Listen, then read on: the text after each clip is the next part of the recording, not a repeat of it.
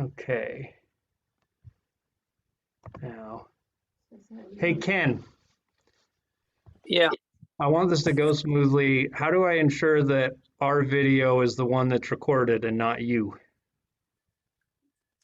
You're the host. You're the host video, so it is by default. Okay, cool. Okay. All righty, thanks. Yep. So when is the distribution of this? Should we sign a contract? We get some payola out of it. You'll get some royalties. Yeah, there you go.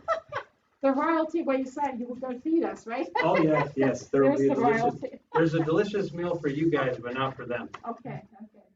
So I'll just get right into it and give a little introduction, and I'm going to offer an opening prayer. And these are the kind of folks that they like that. So Okay. give you a little hint about why I'm having these folks be interviewed. It's not only the context of their lives and the time period they've lived through, but how they responded to it. Andy, That's me. you won't be mad at me if I say you've lived through stuff that's in our history books. And well, that's why I'm interviewing you, is because history repeats itself, because we don't listen.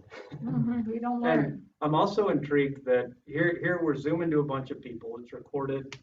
I think this is part of the reason why the internet was invented, why social media exists. It's not for the bad things that we do with it, but it's hopefully to pass on some good. So I'm going to give you all an opportunity to do that.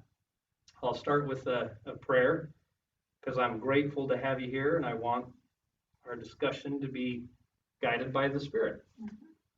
And then after the prayer, I'll give an overview of how this will go.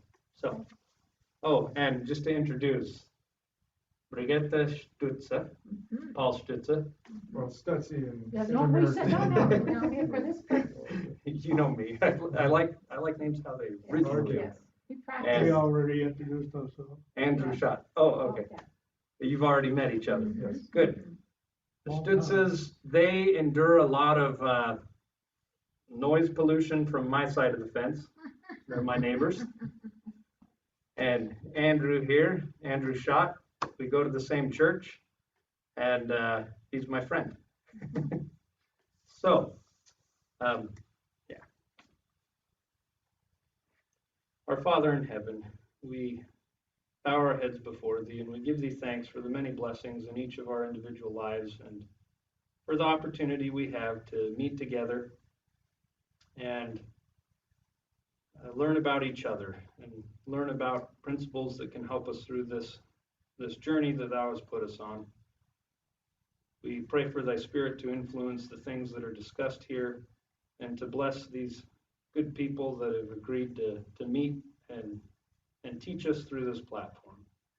Please bless them in their lives, and bless all of us who are participating in this to have open hearts and minds and to learn from them. We ask these things in the name of Jesus Christ. Amen.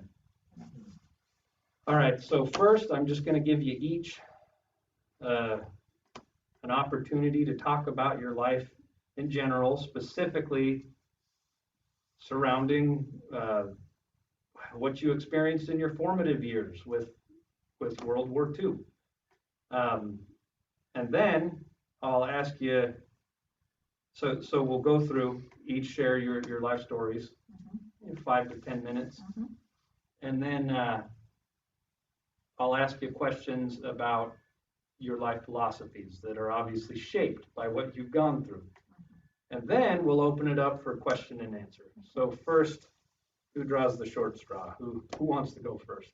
I think it should be the elder or the lady, so I can pace myself. Yeah. Well, how about we have you go first? All right. My name is Andrew Schott. I'm a 90-year-old man, and I came to the United States in 1950. I'm originally from Amsterdam, the Netherlands. Spotlight you a bit. where I lived during the war, and I was 9 years old when the German forces invaded the Netherlands. And it was shortly thereafter that the persecution of Jews started. And the first one in our family that was apprehended was my oldest brother. And they advertised that the reason they rounded up those men is because they needed workers in Germany, because the German men were all in the military. Uh, Later, much later, we found out he'd gone to Auschwitz. And then my dad got a notice to report to the railroad station. And he decided to go into hiding. But he was caught about 2 weeks later and ended up in Bergen-Belsen. It was then my mom decided, my oldest sister was already gone. There was only mom and my sister. Again, she was 5 years older than me. Mom decided we'd go into hiding. And she had picked out an abandoned canal house in the attic where some of the relatives were, and there was nothing there, no water, no heat, no toilets. My sister decided that maybe the two of us should go to farmlands of northern Holland and hide among the farms. She was familiar with their territory. She had gone to school there. So we took the boat across the IJsselmeer, what was formerly known as the Zuider Zee, and we spent the next 2 years hiding in the farm fields. Finally, we were apprehended, and my sister went to Dachau. I went to a camp called Papenburg, which was actually 3 camps into one command. And I spent the next 11 months there. And then we were liberated and, by the British. I fortunately come out alive. I weighed 79 pounds when we were liberated. How I was old were you at 14. that? I turned 14 in the camp. And was the liberation at the end of the war? Or? Yes. We were one of the latest camps to be liberated. And, Now there's no way that we could possibly bring out all the experiences Right. from that and lessons learned from it, but there are some key points that are real fascinating to everyone. Is you knew someone else that you went to school with. oh, Anne Frank? Yeah. Yeah, Anne Frank was actually a year and a half older than me, but they banned all the Jewish kids from public school, and they took one of the smallest schools and made it what we call the Jew school, and that's where we met. And where I lived was right across the street from her dad's business. So several times after school, her and her sister walked towards her dad's place of business to go home with him, and we'd walk together. Anne Frank was what we call today a tomboy. She didn't play with dolls or anything like that. But her older sister was a real lady. That's a shame that both of them had to perish. So at 14, when you got liberated, what'd you do then? Where'd you go? Because you were solo. Well, we were liberated, and they took us to a school that they had made into a kind of a medical facility. And there in the camp, they fed us a biscuit. And later that day, they fed us another biscuit and a cup of tea. And that's how I knew the rings. I didn't speak English at all. I didn't know who those guys were. But when they served us tea, that was a dead giveaway, you know, the only army that carries tea into combat. But I was there for about 8 or 9 days, and they slowly started feeding us and separating us into categories, you know, those that were too far gone. And then I went back to Amsterdam and out my mom, and then about 3 weeks later, my sister came home by ambulance from Dachau. And she was in bad shape, but she lived and she's still alive. She's 95. She'll be 96 years old. I came here, and I was shortly after I got here, I was drafted. And, went in the army for the Korean War. I had to learn to speak English. I was the only guy that they knew of that didn't So speak it was in English. the army that you learned English? Yeah. Yeah, they took me to the education office, and the education office didn't know what to do with me, so they sat me in a corner in one of the desktop chairs and gave me a stack of comic books. The old comic books, you would look at the picture and know what the caption was going to be. Right.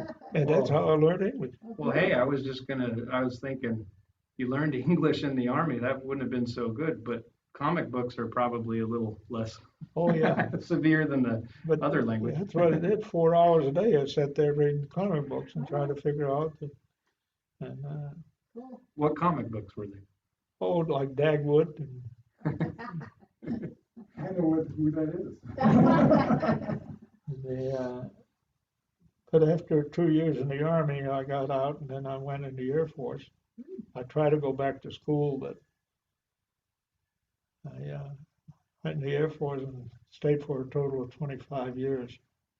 And I retired at Davis Mountain Air Force Base.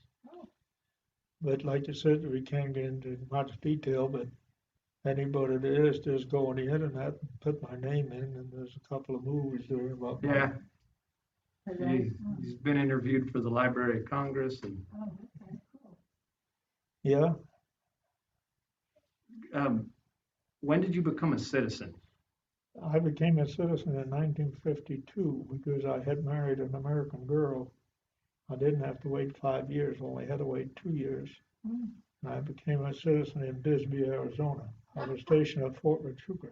Oh, And small world. that was quite a deal. When I decided to go, I was just going to go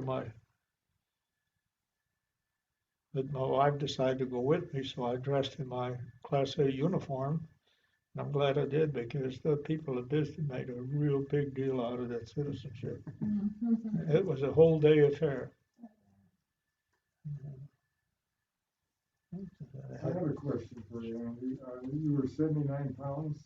Yeah. How much did you weigh at age 14 when you were in your growth spurt and everything before you got affected by the food and stuff? Well, I don't know. I lived in a farm field, so you know we didn't eat an awful feed, but we needed. There wasn't much available, but I think that if I would have been in a normal situation, such as at age 14, I would have been around 100. Well, at age 18, I weighed 142 pounds. Okay. Oh, you made Made up for it, made 142. Yeah.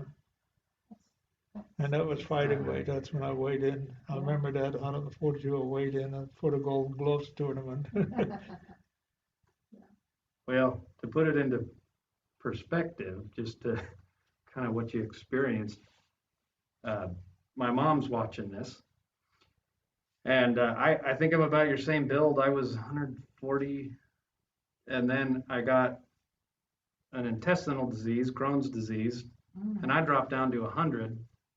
And I saw pictures of myself at 100, and I was a skeleton, man. you were fighting for your life at Oh, I- 70. You look at some of those pictures when they liberated those camps, you know, Yeah. some of those skeletons were just that skeletons with skin over, that's it. Well, that's about what you were at. Well, I was not quite as bad as some of the other guys that. And I hope they gave you extra biscuits. Oh, they took it, I they hope took their that tea time was real, strong. real slowly. They, Oh, to get you. they fed us those 2 biscuits in the camp, and then they only took 1 truckload at a time to town. Now, I wasn't on the first truckload, but I was that day, that night. I went. Some guys had to stay there for another 2 or 3 days to slowly move in, and there they gave us another biscuit, and then they gave us some cereal, cooked cereal. Now, I don't know if it was oatmeal or cream of wheat or, you know, we didn't eat that kind of stuff. But it was real good. And then they started adding some broth, you know, some chicken broth. They So did it for, real slow, yeah, gradually yeah. to get your body used to Oh, it. yeah, Yeah, because- sure. you know, they learned from all the other camps that, you know, like when they had Dachau, the Americans, you know, the good-natured Americans, they handed those prisoners chocolate bars and killed them. Ooh. The system couldn't take it. You know? Well, I'm teeming with questions, but I think I'll save it for all of them at the end of this. And we'll move on to, you talked about when you became a citizen. My neighbor, let's see, okay. Well, Okay, same story. Okay. when did you come to America? My family, my mother and father, and my younger brother, who's 4 years younger than me, we came in 1956 through the program, the Lutheran World Relief. My family had qualified as refugees because my dad, he worked in Berlin. He was a tool and die maker, and he never served in the war. But he, at the time, I've got to make it really short here too. At the time, right during the war, but even right after the war, what happened is he still was working in the factory, and all of a sudden he noticed the person on Friday working next to him was not there on Monday. And that after a couple of weeks, that happened every week over the weekend, he figured it out that Russia was taking skilled laborers because they needed skilled labor. They took them. So my dad contacted somebody at the American and British embassy. Between the two, our family was able to flee Berlin to West Germany, which became West Germany, So that right you didn't across. get picked up by Russia. Right. Is it? Oh, Okay. yes. Right. So his days were numbered, he figured. So we lived in a town across from Bonn, the capital, that became the capital for a while, right along the Rhine. And then my dad always feared subsequently that another world war would happen in Europe. So he didn't want to stay there. So did you too? Yes, see. So he made contacts on coming to this country. It was a long, drawn-out affair and he even investigated to go to Canada first, because usually that was easier, because Canada was looking for people, you know, because they're a big country with fewer late people. But eventually, through the Lutheran Church, we came in '56. Through a program where a pastor in Evanston, Illinois, so we came to Chicago, the suburb Evanston, a pastor became our sponsor. So he was responsible for us for those 5 years until we became citizens. I became a citizen at age 18 on my own because I was, after the 5 years after we came here, I was over 16. That's too old to be included with a family. My brother was included with my mom and dad as citizen. I had to do it on my own when I turned 18, which I did. Yeah, that's my years in Chicago, the neighborhood that we moved to. We were in 2 different apartments. we've always been apartment dwellers, by the way, in Germany as well as, so I entered school as a seventh grader, and I stuck out like a sore thumb. I was wearing clothing from Germany, which was not fashionable at all. And I had had a little bit of English in school in Germany. I had taken some, because I had attended the high school there for a couple of years, so I had some English under my belt, so to speak. And how old were you at that point? I am 13. Okay. Yeah, 13. And I knew it had to be young because you when don't have any accent. when I started, yes. Well, She studied that was Oxford. that's part of my determination and part of my story, that I had to really work on getting that accent away. I did not want to stick out. I was already sticking out by the clothing I was wearing, and my parents weren't going to buy anything fashionable or anything like that, I also And when you say sticking out, it's Yeah. not the normal teenage, like, oh, I don't want to stick out. no. You were here in Oh America. yeah, right. coming Yeah, from right, Germany. right. And then I also stuck out because I was smart. And that I'm not bragging about that, but my education in Germany was superior to what we were doing then. I knew my geography, I knew my math. It was now just in English, So but I learned pretty quick, and I became teacher's pet. My teacher would say, "Well, if Bridget can do it, why can't you?" So naturally, I made zero friends. That was not a smart thing to do at the time, though. I kind of relished it as well, because all of a sudden I was sort of special, just at least to somebody, Miss Bauer, that was her name. Also, the area that we lived in was 98% Jewish. And the reason I know that, on Jewish holidays, there'd be no kids in school except maybe one or two of us.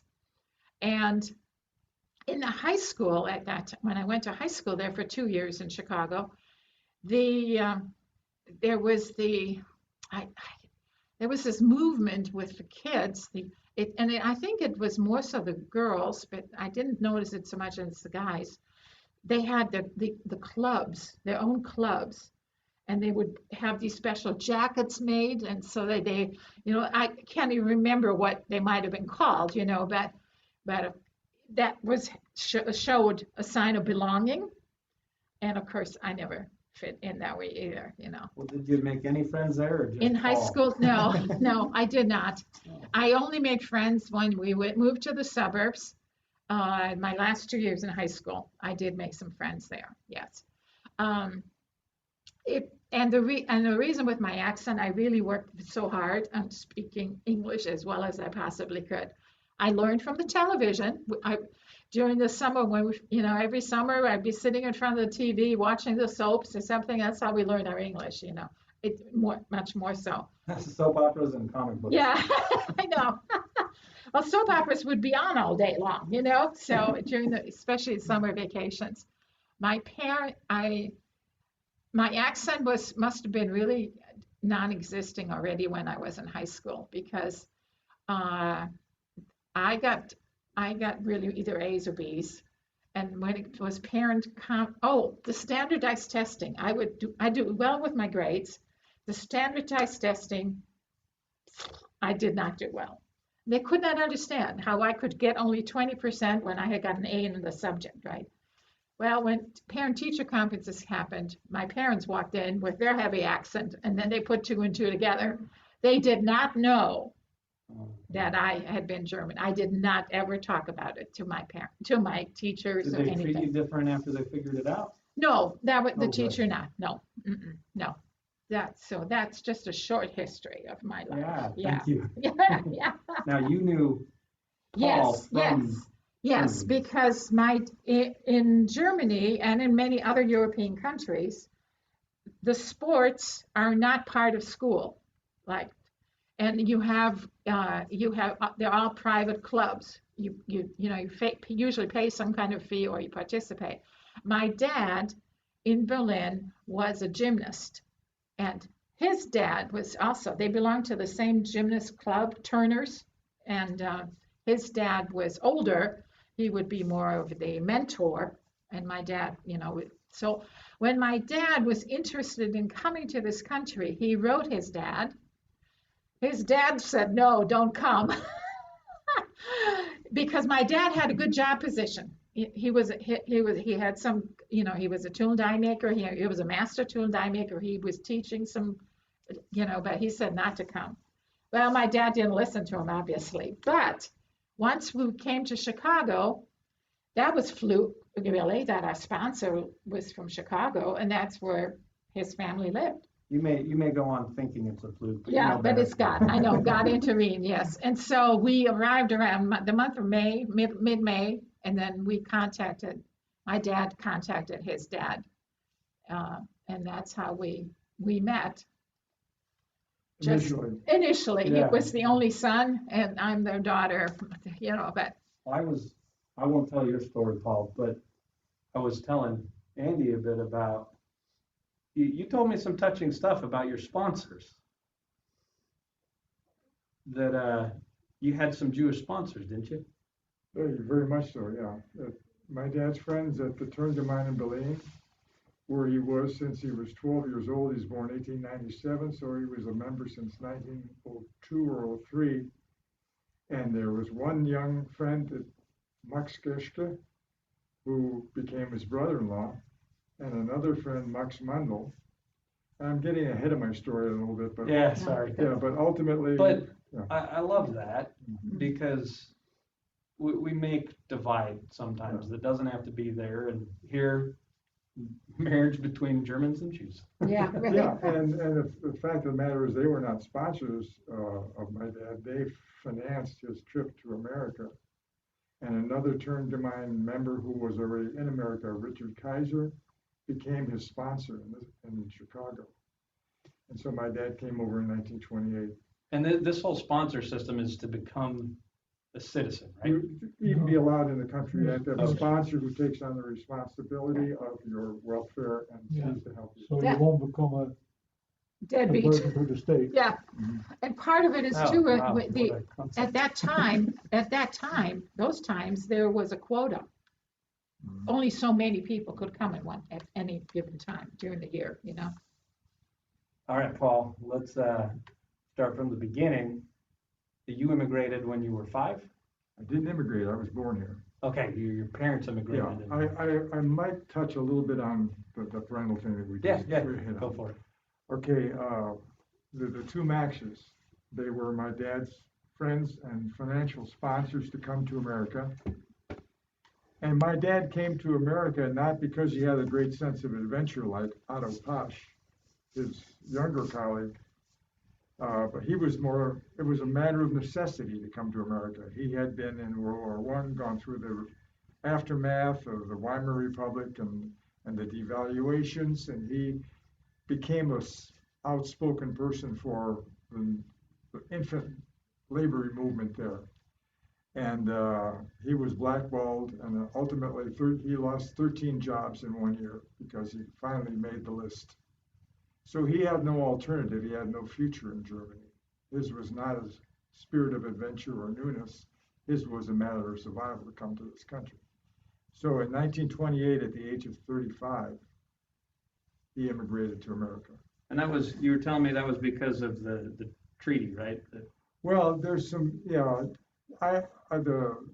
financial difficulties that Germany faced after World War I were intensified by the very strict and, punitive kind of arrangement of the Treaty of Versailles. And I think I shared with you that South American countries were on the list of reparations that the Germans had to make after World War I. They had to send money to South American countries ostensibly for some damage that had been done to them because of the progress of the war. I never quite understood that, and I'm not into geopolitical stuff to that point. But it's an interesting thing that my dad touched upon with me, and I told you about that Yes, after I read It's kind of like when you get in trouble at school because of what your classmates did. Yes, It's yes, not you. And right, everybody, Yeah. yes. They all joined in because they all had a chance to get a shot at reparations. Yeah. yeah, And this is long before the United Nations. So anyhow, okay. So my dad comes in 1928. He works hard, pays back the two maxes, also arranges for the funds to be accumulated for his fiancée, my future mom, to come to America in 1930. Sends the last check in October of 1929, which is almost a fateful day. Make it a little shorter. I'll make it dear. short, Yeah. okay.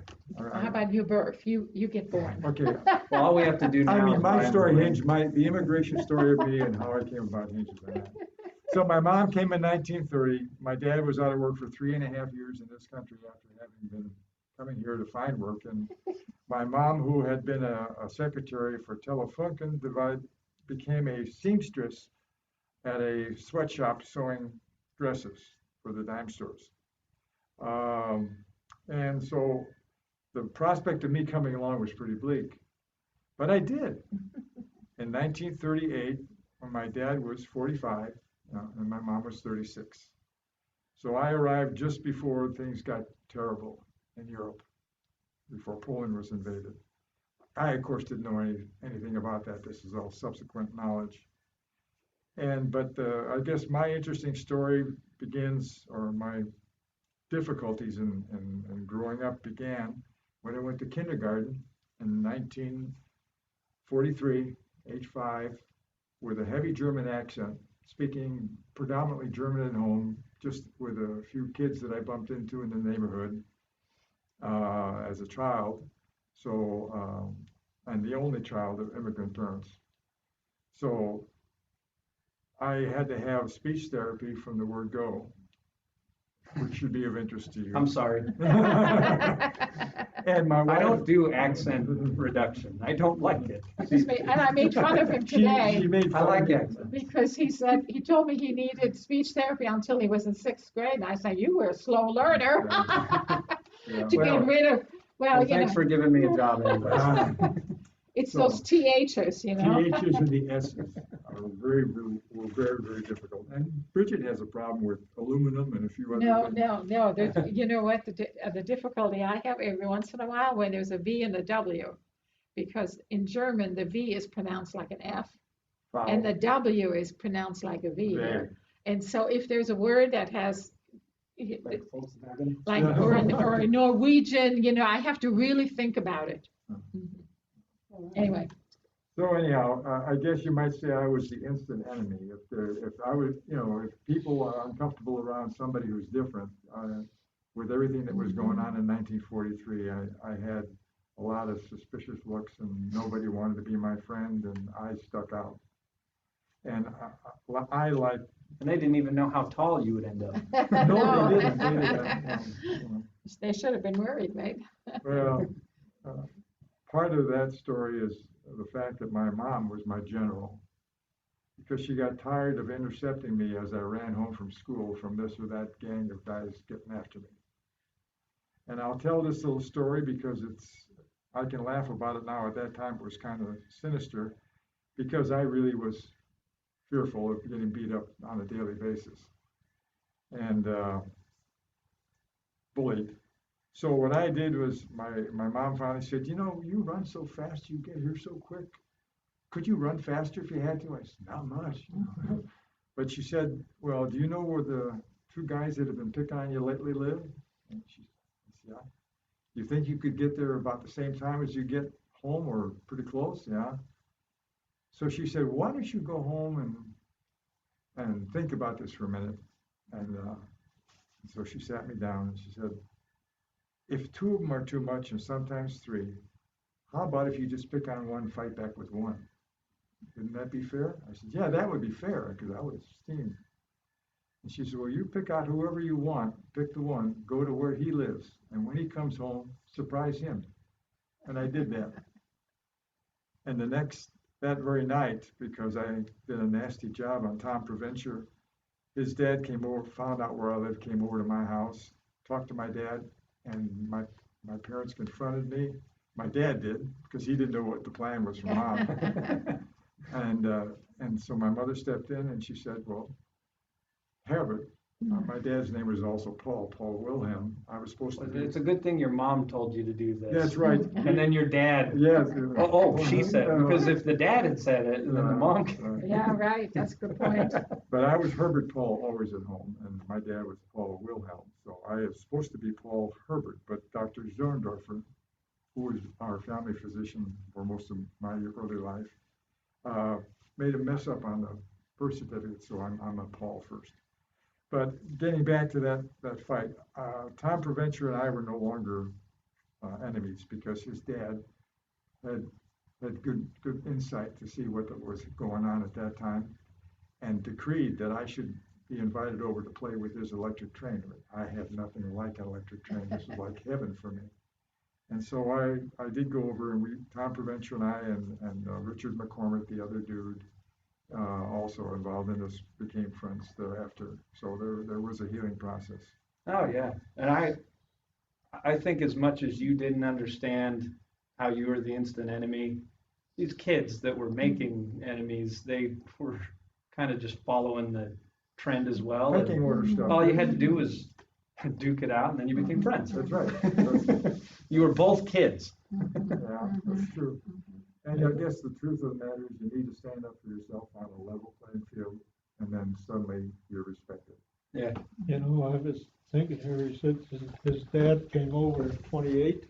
Yes. What a time to come to the United States. True, yeah, right. Right. Roaring 20s. Yeah, right. Into the Depression. Yeah, right, yeah. So now before I open it up for question and answer, thanks for all your stories. On a global scale, we know we're not going to avoid repeating the ugly side of things. So I'm interested in just if you can give one statement, each of you, about how you've lived your lives, because all of us that are listening can take something from that. Having been born into tragedies, really, and managing it. What's carried you through in life? What would you tell us about how we should conduct ourselves when we're faced with life? Well, I think, you know, people get hung up, like we were both talking about, getting hung up by being different, you know, rather than, and I think that's the same with people. People are too prejudiced, not only racial, but, you know, as a whole, like your experience with the German. I think the world, there's enough of everything. There's plenty of food for everybody, you know. All we have to do is learn how to get along with one another. And that's the solution for today's trouble. People, you know, are still can't get along with one another. And, I think that's what we need to do. I'll add to that. I asked a similar question once. I said, what scares you most about the world today? And I was expecting something political, a particular political movement that's destructive. But you cut deeper than it. You said what concerns you the most is the divide, even in politics between parties. And yeah, I mean, what you just said is the same message, really. Simple solution, get along with each other. It's so simple, and yet so difficult to do, right? Yeah. All right, now, each of you, your statement. Well, I definitely echo that.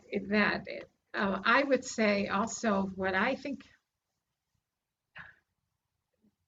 the hard times on how I grew up in Germany, you know, I mean, I know it's more than one sentence, I'm sorry. That's okay, you're allowed more than one sentence. Okay, you know, I mean, I drank sour milk. I ate fruit that was soft and had already little worms growing, you know, and all of that. It's just, that it was there, you know, you were hungry and you ate it, you know.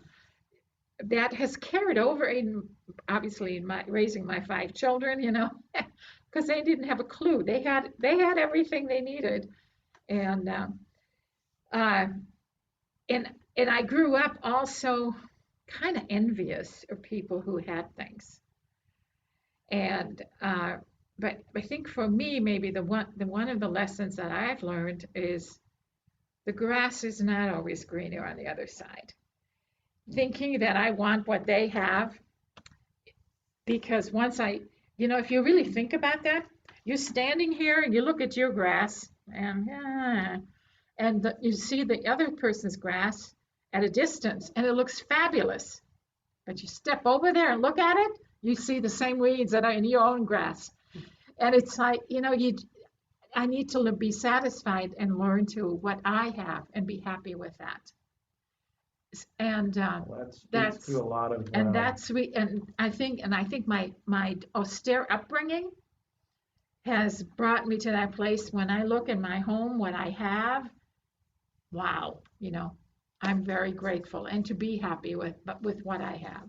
You know? that principle would correct a lot of things wrong in culture today, in As our well, culture, yes. and it can help you through hard times. Yes, yeah. You look at the good. Mm-hmm. All right. Yep. Thank you, Mm-hmm. Paul. What was the question? What's your life It situation? was kind of a Let's convoluted, talk to long you. question. What's your Share life? us your Okay. wisdom. My wisdom is be true to yourself, be truthful, and above all, if you are so inclined, find yourself and cling to a person that you can live your life with for a long time. And I'm lucky to have found that person in Bridget. I always wanted more than just a single child because I was an only child who always envied families and siblings. And so I figured that when I wrote my high school composition on a question one time, and that was 3 kids and living in a certain place, certain suburb of Chicago. Well, that ended up being Tucson, Arizona, after moving to 2 other places, and having 5 kids. I never expected to have 5 kids. And also seeing that sibling relationships are not always what they seem from the grassy side on this side to the grassy side on that side. That's right. I'm not as frugally inclined as Bridget is, and that's good because what we have today we probably have because of Bridget's frugality. But I'm a little bit more of a dreamer, and where I like to dream about things I wish I could have, she likes to dream about places she would like to visit. And because of that kind of compromise, we've gone to some pretty interesting places in our retirement years. And she's allowed me to continue my photography hobby. Okay. This is not the life lesson. Well, I mean, you find something in life that you can do. Okay, there you go. Okay. After retirement. Find something that gives you joy that you can serve with, that you can help others with. There you go. Okay, that was my next point. Well, when we heard Andy's response, we said, oh, that's a solution for the world. Everything you've shared, I mean, Paul, you first talked about family. Do we want to hold the world together and have a good society? It starts with family. Mm-hmm. You talked about what we have and being content with it. That's the key to prosperity. And then the key to end all wars would be if we dn't have war in our hearts. Right, so, right. It's very much connected, you know. Yeah. So now I'll open it up to our audience to ask what they want. Can be about anything you heard. Yeah, I have a quick question. Can you hear me? Yep, go for it. All right. Yeah. This is George. I'm Mark's father. And I just have a question about what your opinion is about some things going on today. I think sadly we have kind of a diluted and manipulated version of our own history, of the United States and of the world that gets down to us. Somewhat less accurate than I think it should be or that we would like to see. And as a result, we don't see a lot of the we don't read about or hear about a lot of the political issues and tribulations that we've had over the years as a country. We get a very little bit of a glimmer of it, but not much detail. But for example, Lincoln himself was a very divisive figure in that there were those who hated him as much as people hate Trump today. So my question is, how do you think today's political atmosphere compares to other scenarios we've had in our own history during your lifetime? Is this actually worse, or is it just a repeat of what we've seen many times before? Ooh, And you'll see it again. yeah. Yeah. So it is a repeat, is what you're saying. Anybody Yeah. in particular want to answer that? Go Or? ahead. Well, go ahead, you too. We don't learn from our history because A, we don't teach history like we used to. It's one of those things along with art and civics that have been eliminated from high school education programs. And we don't get the real truth. Now, as adults, we don't get it at school or college. As adults, we got to work harder at getting good sources. That's what I would say. As children, we need to boost education to get the right stuff in there for growing minds. And as adults, we got to give more of a concern, give careful thought to what we analyze as being the truth. And do you think that those sources are something we can actually access? I think even in today's world, we can. I don't go on Facebook for my news. I don't. I go on PBS or I go on documentaries, factual things. Yeah, I think it's out there. It's out there if you want If to have you to know want to, how. Yeah. if you want, yeah. Well, they never learned in school how to think through whether this source is legit or not. So, Right. with this question, you having seen more political errors than I've seen, is it worse, better, same, different? It's. She said something. Yeah. No, answer the question. To me,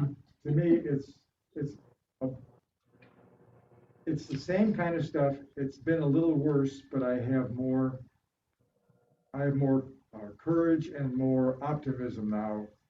And I don't want to get political. I just really feel Well, it that was a there's more political in the question. news about being aware of what you are hearing and being selective about it, and not just being steamrolled by the social media and the internet. So what do you think, Andy? Same, worse, better? Well, Are politicians getting more creative with their? when I studied for my citizenship, I studied a lot about Ben Franklin, who's, he's one of the founding fathers. Can you all hear all right? Yes or no? Can you give me a head nod? Okay, good. So you studied about Benjamin Franklin? Yeah, and the Bill of Rights is his baby. He was the monitor of that committee. When it was all over and done with, he made a statement, and he wrote that in his book. He said, "We have just formed the most perfect government the world has ever seen. Too bad it's only going to be good for about 250 years, but then it'll be so corrupt you can't fix it." That was Ben Franklin. Well, I got a fix. All of my complaints about taxes, I'm just gonna do what you said. Be grateful Well, Yeah. for people how I can live. people think, anything that happened like in Germany with Hitler or in other countries, Italy, all of them, it can't happen here. Well, January 6th should have waken you up a little bit. Yes. It can happen here. It can happen here, right, right. We got to guard against that. Yeah, I right. have never seen politics as bad as it is today, the division. We elect people to get together and solve the problems of the nation. Now we elect people to fight each other. Well, It's scary. It is scary, but I think too, we need to each of us take some responsibility too. That, I know it's kind of like our government is so big and all that, but I think we also need to on an individual basis, do what we can to speak up. Even the question right now, speak up about it, where you disagree or so, because that's how we learn from each other. And People are still in charge. when leaders are divisive, we as citizens need to not be divisive. Right, But right. that doesn't work well. Yes, right. I tell you, people are still in charge. If people get their heads together, I always remember an incident in politics in this nation that was something that people should look at more often. The most powerful man during the Kennedy's era was Tip O'Neill, was the Speaker of the House. I mean, he was telling presidents what to do. And, he came from a small district in Washington State. And when he was on top of the hill, he was the big boss. They voted him out of office. That's when people let me, hey, you might think you're a big shot, but we're still in charge. We're still in charge, right. We need to do that. I think we all need to be very careful to check ourselves and make sure we're not creating a divide. Right. Even when you're passionate about a particular political viewpoint, Right. You don't want to face off with a fellow human being. You want to communicate civilly and shake hands. Hey, Mark, can I ask a question? Yeah. This is Mark's brother, Ken. Have any of you ever visited the country of your birth, or since you've been in the United States, or the country of your parents' birth? And if you have, what was it like? Yeah, I've been back. I was back after I graduated from college with my mother, and then I've been back a few other times. For me, see, and that's not the politics, that's just the general people. I must say that I prefer Americans any day over Germans, for example. My experience with my fellow former countrymen, there at least those years, and I still see it even as recent as like 10 years ago, there is a much more of a selfish attitude, questioning you. I'm thinking about, one classic example is how easy in the stores here it is to return something. Over there, they ask you 100 questions why you need to return it, and then they barely grant it to you. It's that, and in the stores, I was shopping for groceries, and I was in a grocery store, and you had to weigh your produce. Well, it was my first time in this particular store. I didn't quite know how it was going to go.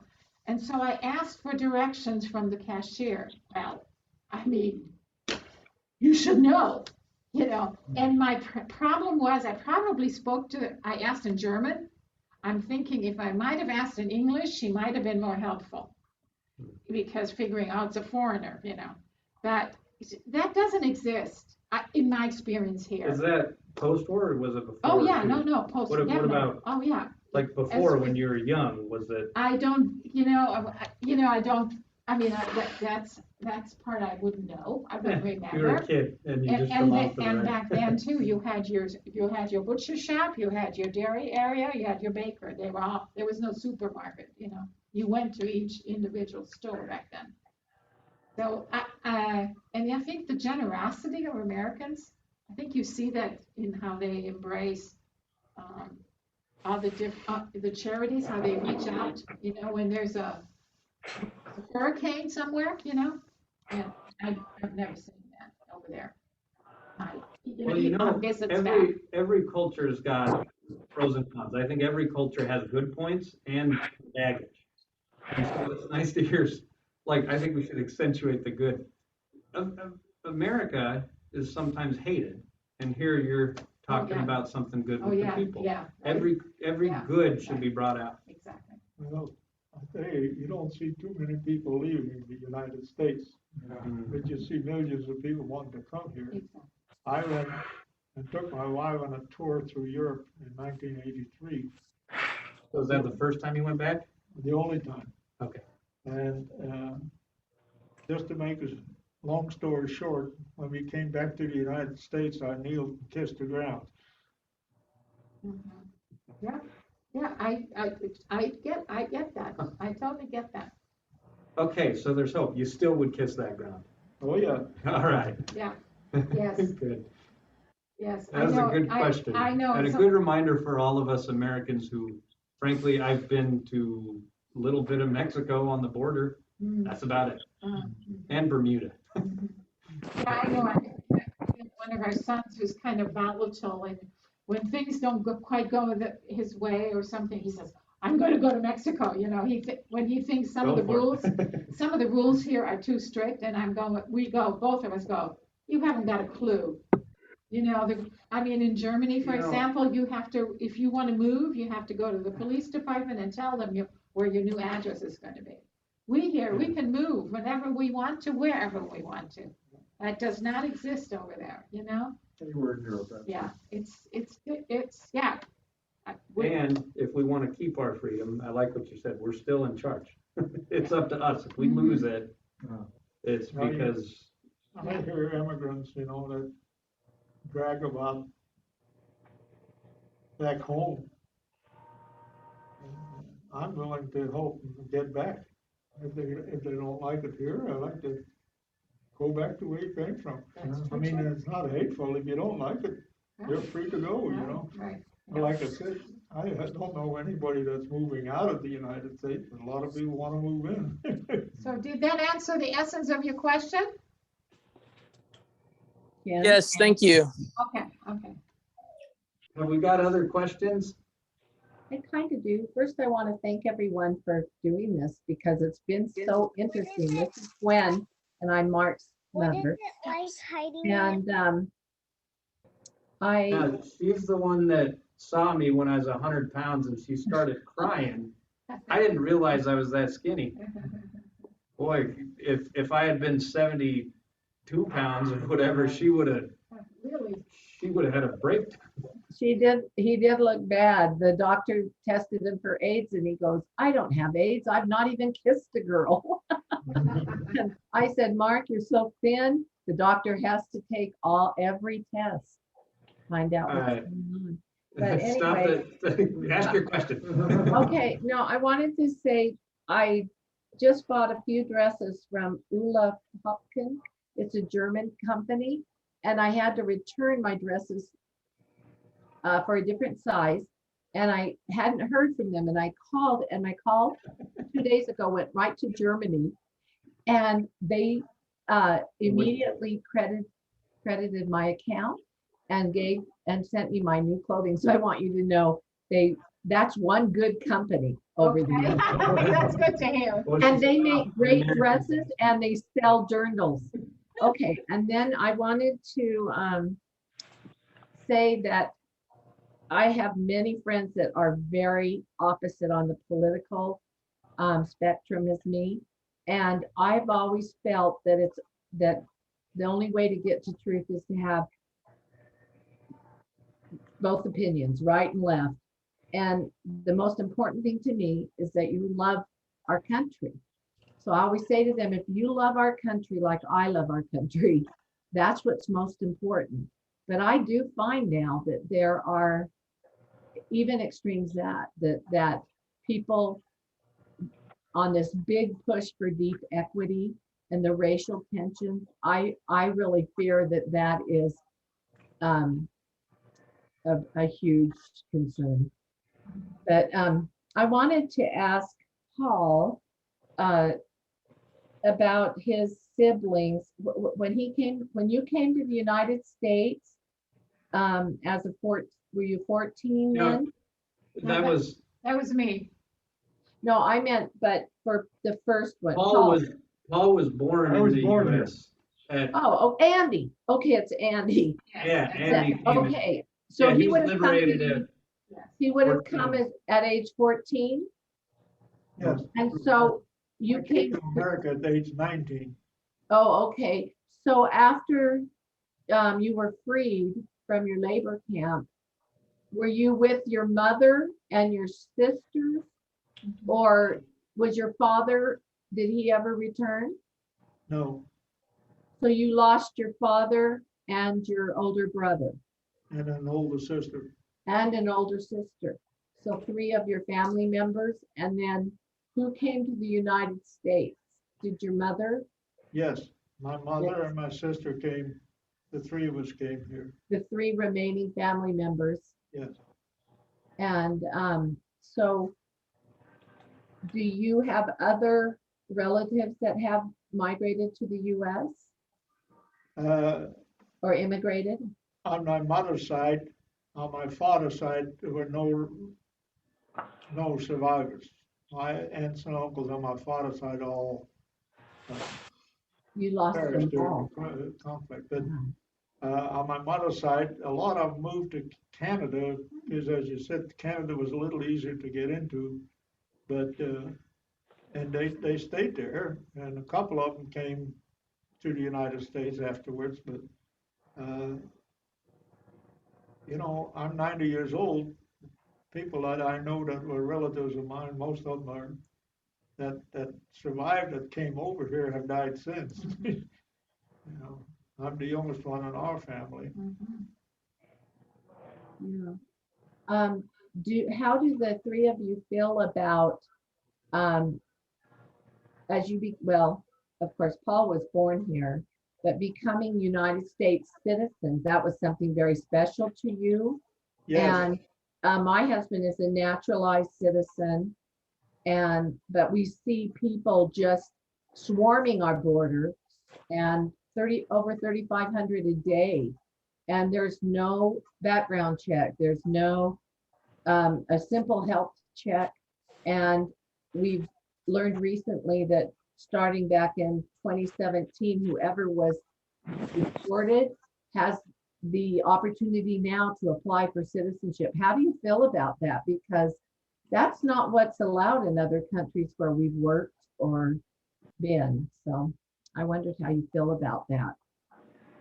I know what I went through for immigration. I had to have a physical, and I had to take a smallpox vaccination, and they did a history check.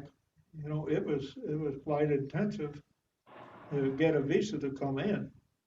But I think it's necessary that we should go back to that. Get a visa before you come in. I do too. And here's something that I just want to point out. That I know you're saying that from a practical point of view, and some people politically charged would say, how can you say that? They don't think there should be any boundaries. I'll tell you, there's not a mean bone in your body. you That's with my dinner. unless you mix with your dinner. Yeah, I mean, you've seen people be mean to each other, and so you've lived your life to avoid that. And you still think that boundaries can work and Well, it's a tough one too, because, I too came under, I can remember our family had to go to Frankfurt, and we were there for 3 days in a medical compound where our health was checked over and over, history was taken, blah, blah, blah. Before, that was like 2 months before we were put on our ship to come here. So and remember I said too, there was a quota. There was only so many people. By comparison, Canada was accepting a whole bunch more, but America was saying only, I don't know what the number was, I was on the list for 3 years. Yeah, right. So and I understand when the people are seeking asylum, because in those countries where they have nothing either, they have nothing. They have the same situation as you shared, and I don't blame anyone for wanting to Yeah. be here. I mean, my just dad think did that- not have to come here. I mean, he had a Yeah. good job. He was not seeking asylum. So, I don't know. I mean, When, But there are, thing yeah, is- to I'm answer. sorry, there are probably 11,000 up to what I've read up to 30, I mean, not 11,000, 11 million, up to 30 million. It could even be more of unaccounted people living in our country. And I am all for legalized immigration and a path to citizenship. But I believe that our borders are compromised now. And you live, and we used to live down there close to the border, and we could see the problems that would arise, even our medical facilities, bankrupt emergency rooms back in the early 2000s. Yeah, I know. And I just think Yeah. that's a huge threat to our freedom. The immigration policy or how we deal with refugees in this world of chaos is going to be a very large concern. I mean, we've got so many problems facing us, but we have to compartmentalize them and take them a step at a time. Yeah, People are going to want to come here, and we have to be more selective, but we can't just put up walls, because our country is great because it is an amalgam of so many creative ideas. When you look at the people that have been the healthcare workers in our society, they have generally been, or the farm workers, they have been the people that have come here as immigrants. And they have come and they have made American citizens wealthier, big farm landowners wealthier by their presence. And they should be valued. And they have brought their children, and they have created children with God that have been born here. And they should have a pathway to, citizenship. We need to get that act together. And I think we don't need to be thinking about how prohibitive and how endangered we are as much as we are, yes, but there is, as Andy said, in this world enough food and things for all those that are in need, so we can get more people over into thinking democracy and goodness and kindness and truth matter in the world. And right now, we've not talked about that a whole lot in our outreach as a nation. right. But we need to do that a little bit more, and we need to act in that manner. And I pray that we will. That's my hope and prayer for the future, that we'll go about this in a conscious, heartfelt, loving way and find a way with the help of God. I just want to point one thing out. You take two people with different ideas of how it should be done. And if you focus on the ends that everybody wants, we have more in common, even when you have different ideas of the technicalities of how to handle immigration for a country. And I think that's super important because people are very charged about this very topic, immigration. Yes.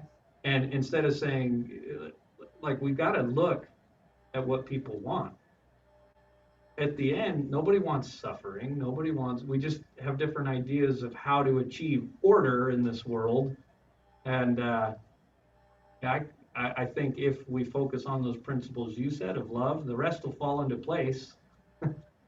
Well, and it's going just- back to what Andy said about get along with each other, not to fight, that's a huge piece of it, We are, that whole notion, he said there's enough. Ellie has a question for them. yes. okay, Ellie.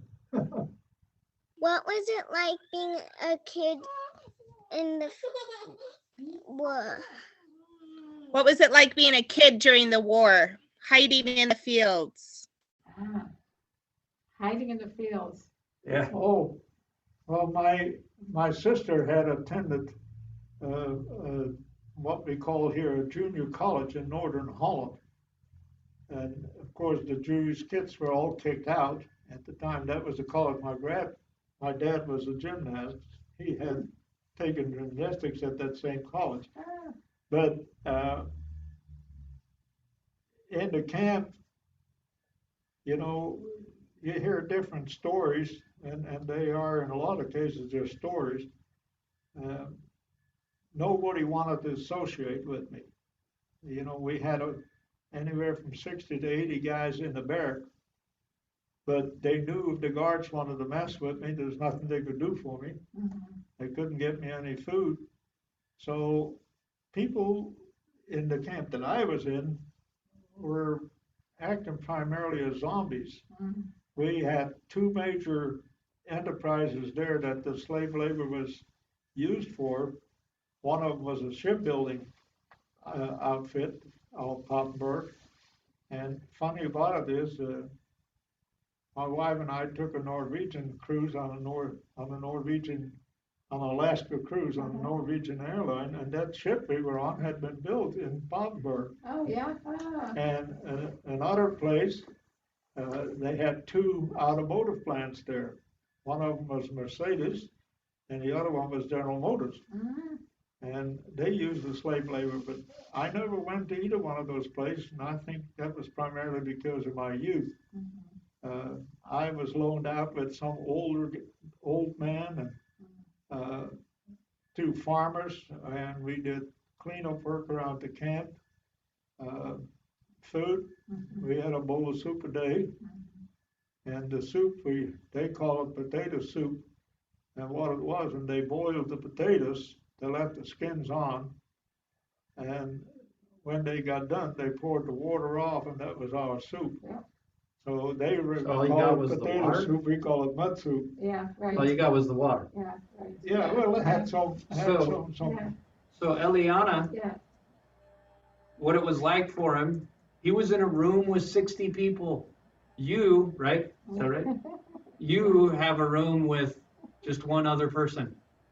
You get to eat 3 times a day and snacks in between. He got to eat potato water once a day. You have one chore.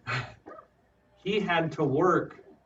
And it was very, very unfair. How did you stay? I mean, what was your view as a kid? Did you realize how unfair it was? Well, I figured I was gonna die. Mm.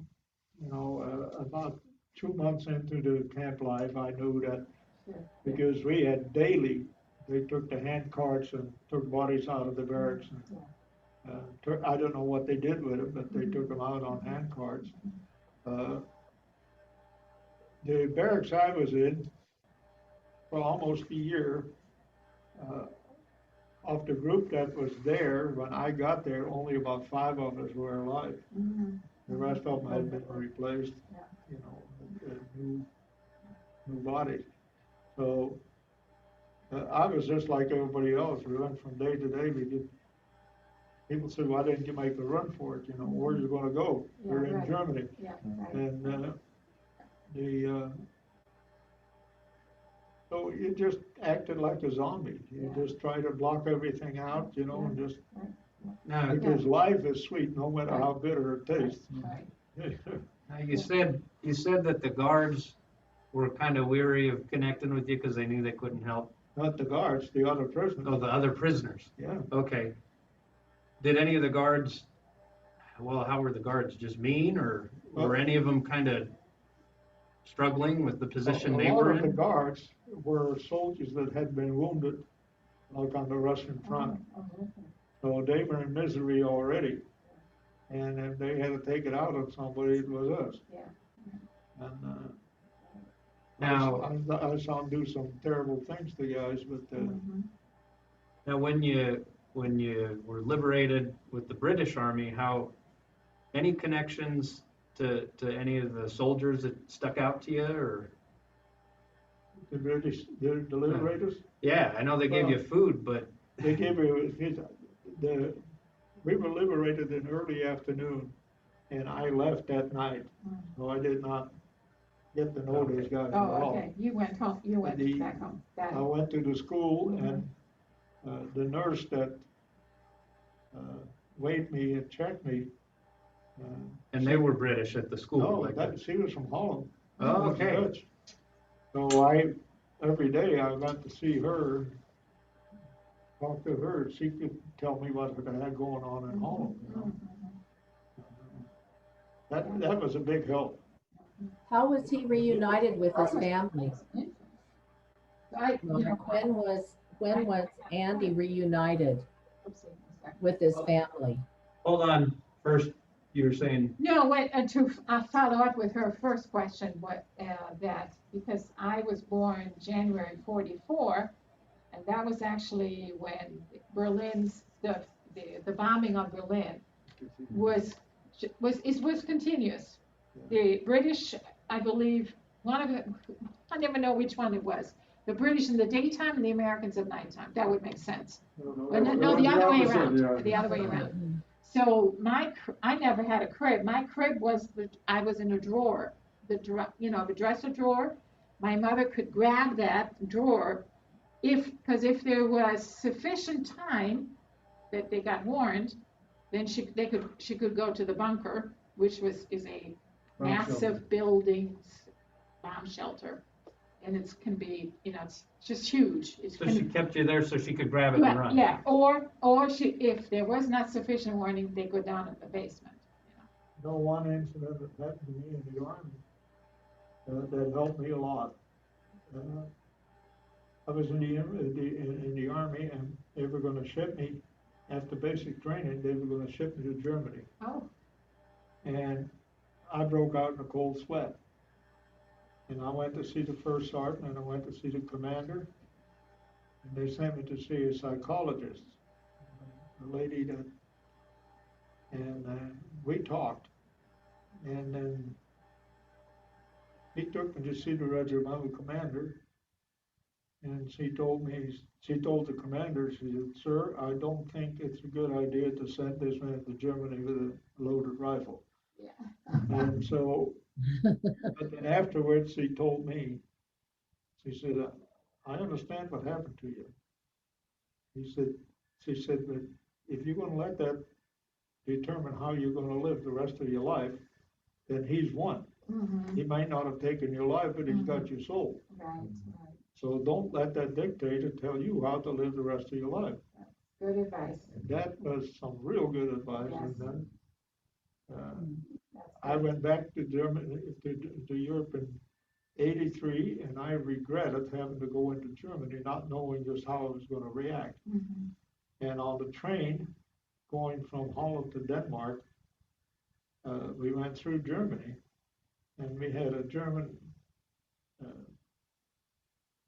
trainman come through, and he was in the hallway, and we had a compartment, and the uniform was still the same uniform they wore during the war. So I went in the hallway, and I approached him, and we talked, and I felt very comfortable. Good. And so, and this was '83, and that's what it was proven to me that I had, You had conquered your fears. yes, I was, so I could go to Germany right now, or even right after that. I could function very good with the people in Germany. I wouldn't have any problem. Yeah, tell them about how you got out of Berlin. We got to hear you. Oh, that's okay. Oh, Who's on the other end of that? who's on the other end? Hey, how about, Was there another question? if you don't, you can ask questions if you have any, but so that you can all meet each other, here's what we'll do. If everybody can just introduce themselves once, and then before we sign off, if each of our guests can hold their breath and show you their faces. Oh, yeah, right. And I'll pull the camera. All right, Mom, go ahead and just give them a hello or goodbye and. Thank you. It was all very interesting, and it just makes me cherish my freedom even more. So thank you for sharing. All right, Christina and my kids. Hey, I'm Christina. I'm Mark's wife, and we just loved hearing your story. My kids were all, interested for at least parts of it as they came in went, and just so interested in how war affects children and growing up here. So thank you for sharing your stories. All right. And they can come and ask us again, you know, Let's see. since we Next don't up. live too far. Okay. All right, next up, Oh, okay. Dad. Is Dad still? Hey, Dad, George, you still there? All right, sorry about that. Yeah, I'm George Higginson, Mark's dad. Can you hear me? Yeah.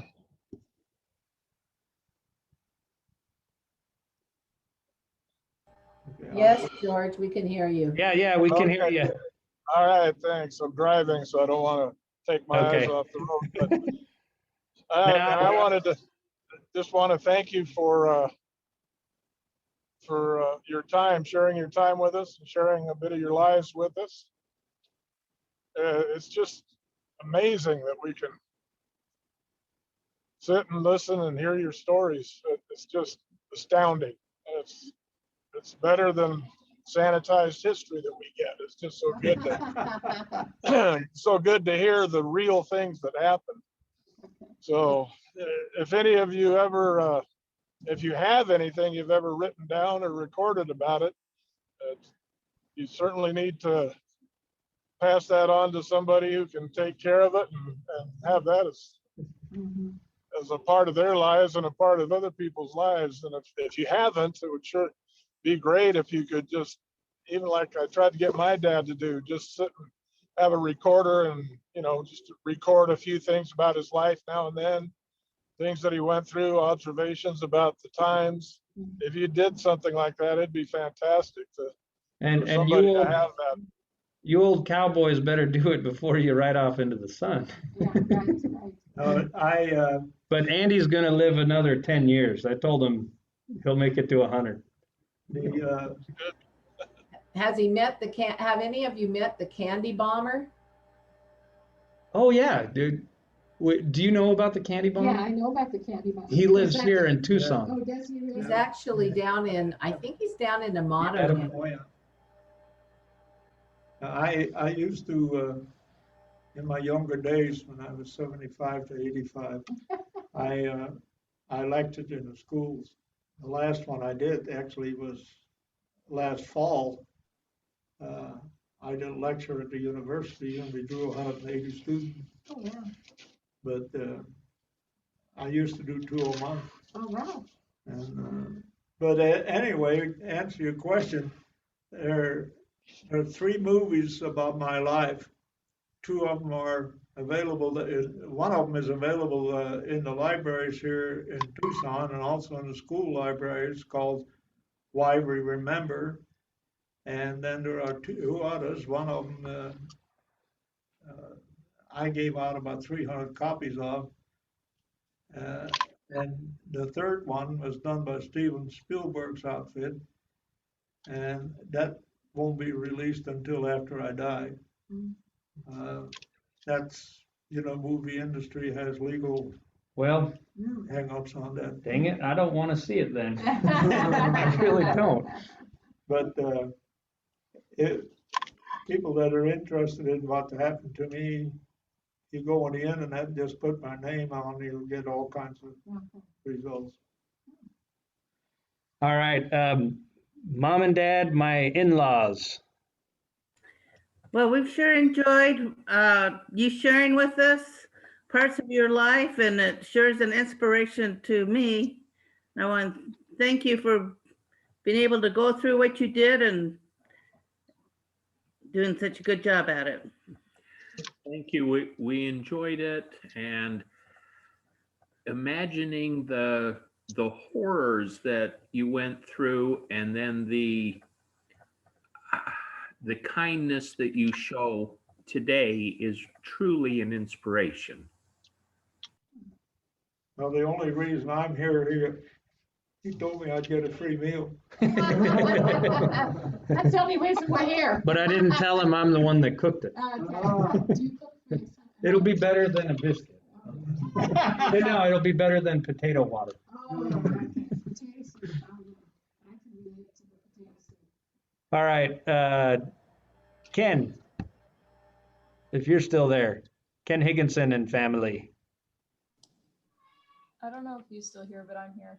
Ashley, hey. This is my Hi. niece, Ashley. Oh, okay. So you guys are tutoring some good prospects for future Oh, okay. citizens and leaders. Yeah. Thanks for doing this. That was really cool. You're all welcome.